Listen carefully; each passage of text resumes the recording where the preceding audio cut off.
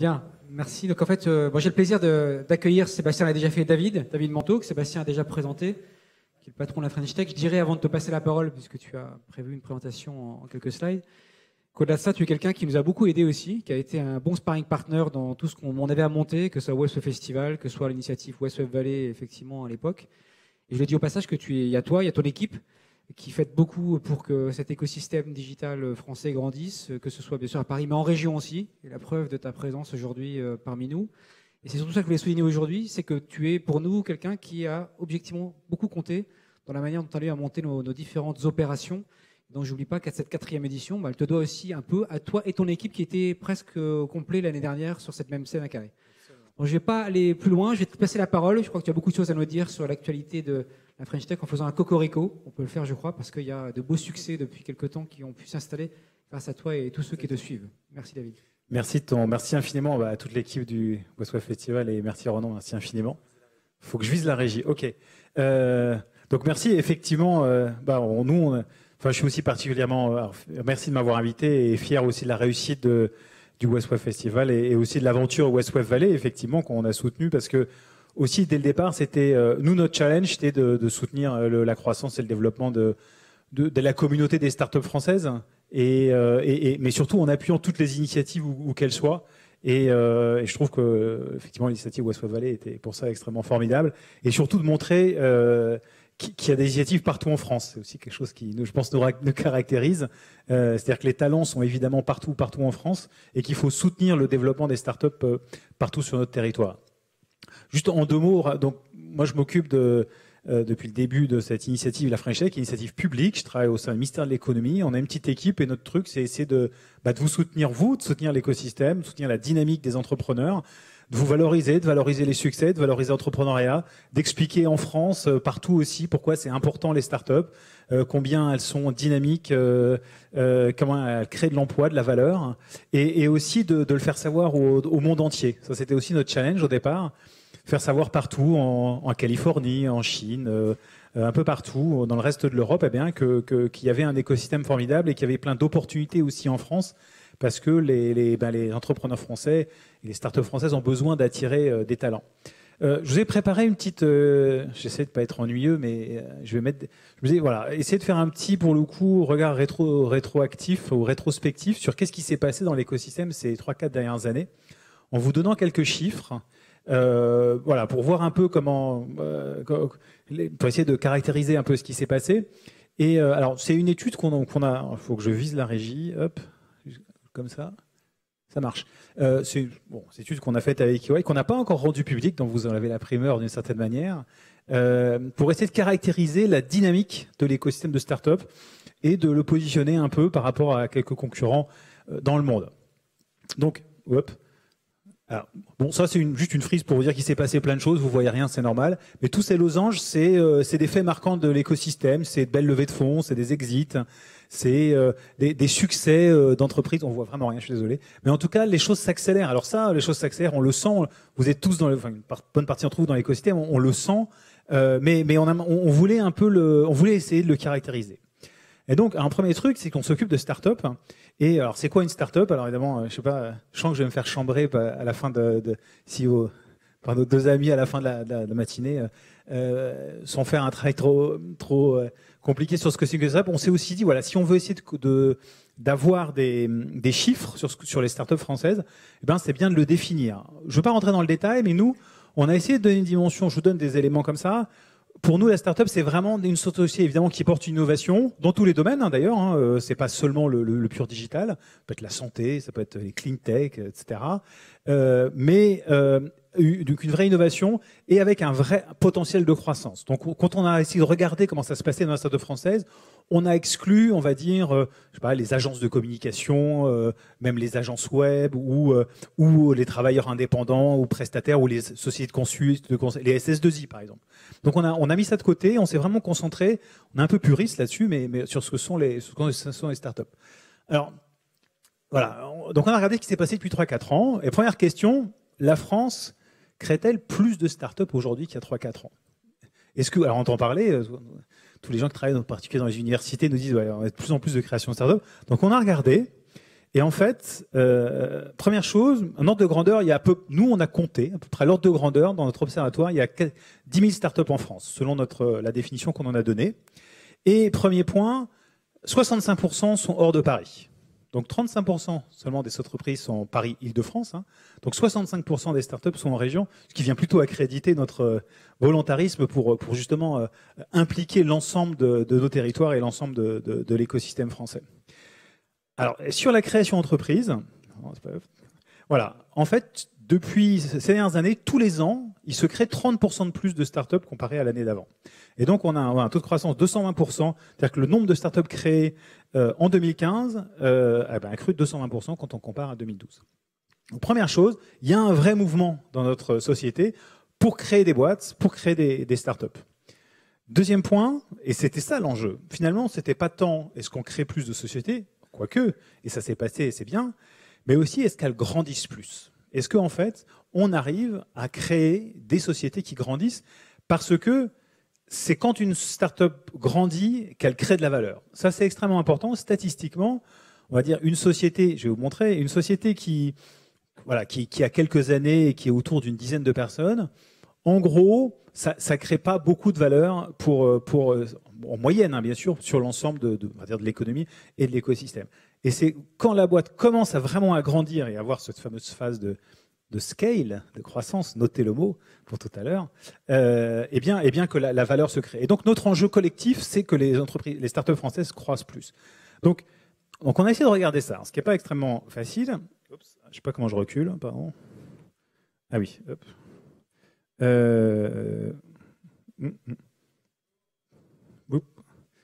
Toujours pareil à chaque fois qu'on fait ça. Hop. Bon, je ne sais pas pourquoi il y a un slide qui a sauté. Bon, un premier point qu'il faut avoir en tête, c'est que la création de valeur, donc quand on regarde le chiffre d'affaires, en fait, le chiffre d'affaires, la valeur, elle est créée par une petite partie des boîtes. Donc vous avez que en gros 20% des startups, de l'ensemble des 10 000 startups, créent 80% du chiffre d'affaires et de la valeur. Donc c'est bien les sociétés qui grandissent qui créent de la valeur. Est-ce que je vais y arriver? Voilà. Non, ça ne veut pas. Voilà. Alors, voilà ce qu'est en 2015, ce qu'est une sorte de profil, on pourrait appeler profil de croissance moyen d'une startup. Et ce qui est intéressant, en tout cas ce sur quoi je veux attirer votre attention, c'est que derrière éventuellement la représentation qu'on peut avoir qu'une startup, ça grandit très très vite et ça va extrêmement vite. La réponse est oui, ça va extrêmement vite, mais ça va extrêmement vite longtemps. Et en fait, la phase de croissance forte, elle prend un certain temps à venir. Et quand on regarde, c'est plutôt quand on s'approche de la 5e année. Tout ça, c'est de la statistique et des moyennes. Donc en fait, la croissance, il y a une petite croissance, etc. Et la croissance de chiffre d'affaires, elle se fait finalement la rupture plutôt autour, alors 4-5 ans, quelque chose comme ça. Donc, et c'est là que la société décolle. Donc ça veut dire que c'est une course de vitesse, mais c'est une course de vitesse sur la durée d'un marathon. C'est ça la difficulté finalement des startups. Donc c'est ça la courbe de croissance. Et maintenant, l'intérêt, c'est d'essayer de comparer ce qui s'est passé. Je vais dans mon sens. Voilà. C'est pas hyper. Je ne sais pas si vous voyez les couleurs. Donc chaque couleur, plus on va vers la droite, c'est le chiffre d'affaires moyen des startups. Donc ce qu'on voit, c'est qu'effectivement, quand on est en 2015, c'est les diagrammes les plus à droite. En 2015, les startups les chiffres d'affaires est beaucoup plus gros. Et de manière significative. C'est-à-dire que si vous regardez les deux parties à droite, c'est-à-dire là où les startups vraiment sont en phase de scale, en particulier quand elles sont très grandes à partir de 9 ans, c'est là où la croissance a été plus forte. Donc en fait, on voit qu'effectivement, en 3-4 ans, les startups françaises, en moyenne, ont créé beaucoup plus de valeur et sont en moyenne beaucoup plus grosses. C'était, je dirais, l'objectif qu'on se souhaitait tous, mais on a essayé de le caractériser. Donc plus de chiffre d'affaires et évidemment, parallèlement, plus d'emplois. Au sujet, est-ce qu'elles sont plus internationales?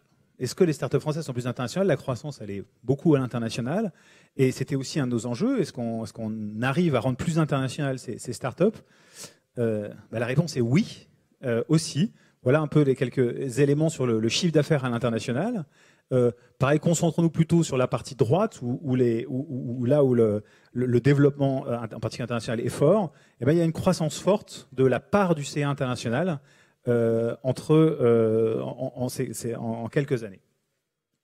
Je fais vite pour continuer. Et oui, deuxième point sur l'international aussi, c'est l'investissement. Le nombre d'investissements en capital risque dans les startups françaises en 3 ans a augmenté de 120%. Ça, c'est en nombre d'opérations. Donc là aussi, il y a plus de fonds étrangers au bord des startups françaises, ce qui évidemment contribue très fortement à l'internationalisation de cet écosystème. Est-ce que ces startups sont-elles aussi mieux accompagnées? Oups. C'est vraiment pas facile. Là, pareil, vous allez voir, je dis oui tout le temps. Alors c'est pas.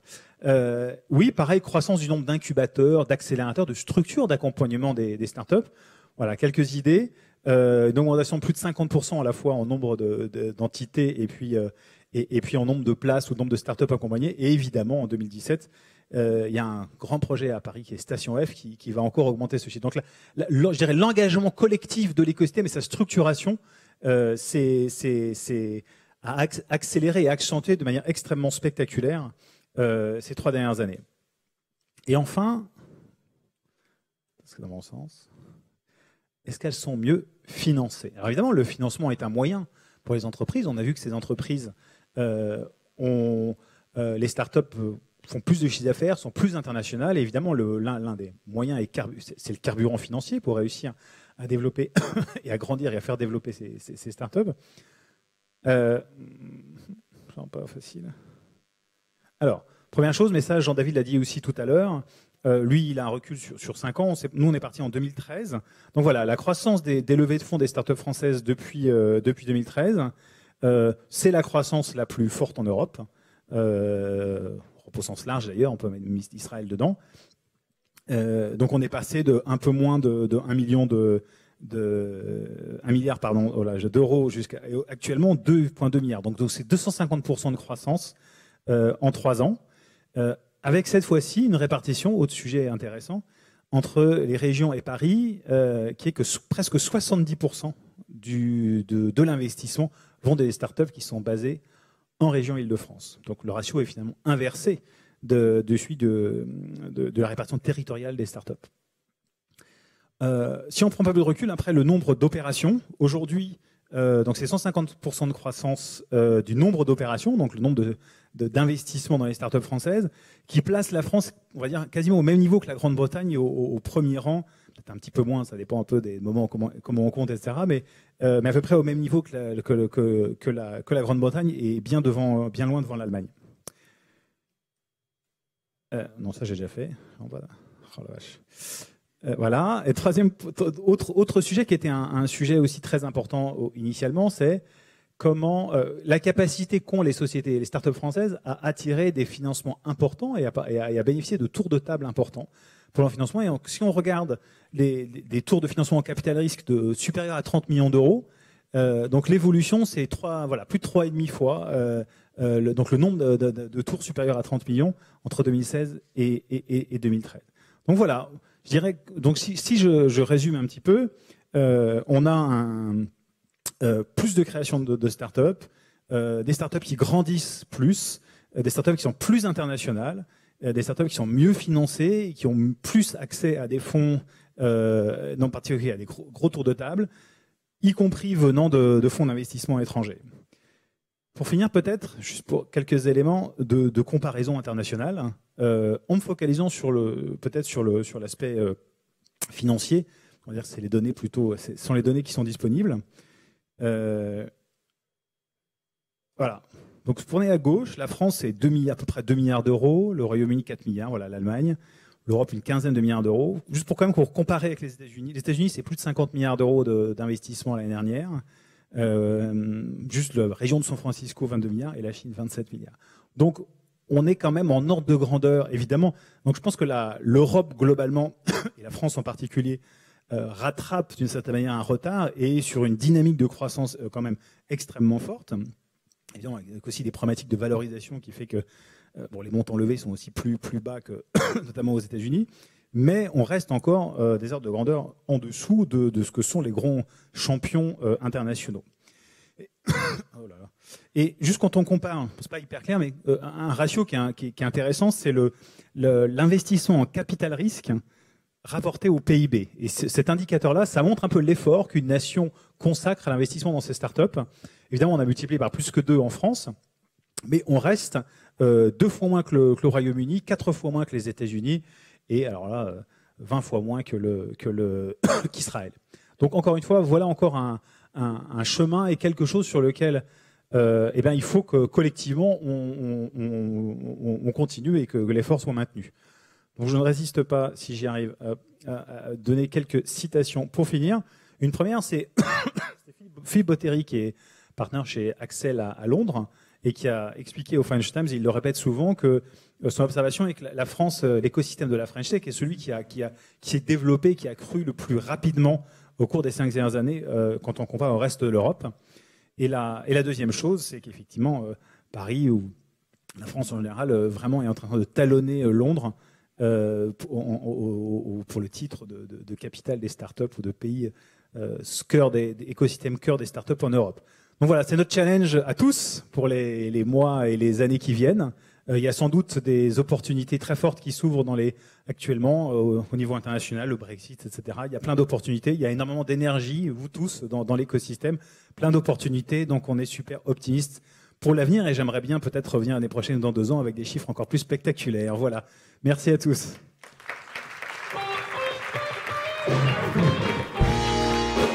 On prend une question peut-être ?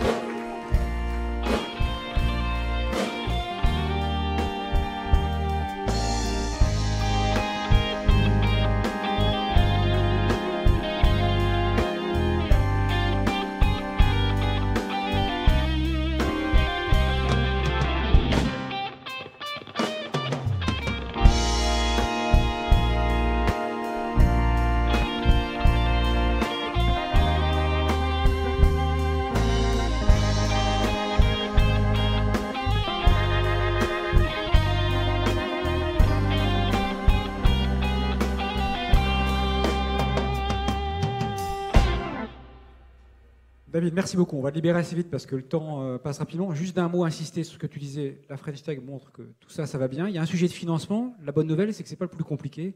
La ressource, elle existe. Il suffit juste de la libérer. Et peut-être juste en clin d'œil, en 30 secondes, il y a une petite question tout à l'heure qui passait, que j'ai vue, qui était un petit peu provoque sur le thème French Tech, marketing, communication. Mais au-delà, que fait la French Tech pour accompagner opérationnellement ? Donc, nous, on peut témoigner de ce que la West Valley a été bien accompagnée par toi et tes équipes. Si tu devais en 30 secondes donner quelques illustrations concrètes. Ma réponse est simple. La French Tech ne fait rien pour accompagner. La French Tech, c'est vous. La French Tech, c'est l'écosystème. Et pour nous, les gens qui doivent accompagner les startups, c'est les entrepreneurs, c'est les VC, c'est les fonds d'investissement et c'est les accélérateurs, les incubateurs. Donc, ce qu'on fait, c'est qu'on essaie d'appuyer la dynamique collective. Éventuellement, il y a des outils pour soutenir des opérations, alors soit parfois indirectement en financement, mais aussi en promotion, etc., en réseau. C'est ça qu'on essaie de construire.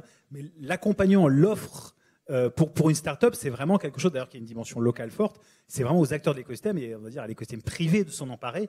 Et l'État est là plutôt pour accompagner la dynamique, la pousser et la promouvoir. C'est ça qui est important pour nous. Merci encore, David. Un grand merci à toi d'être parmi nous. Et puis effectivement, on espère que tu viendras nous voir dès l'année prochaine avec des chiffres encore plus probants. Merci beaucoup. Applaudissements pour David.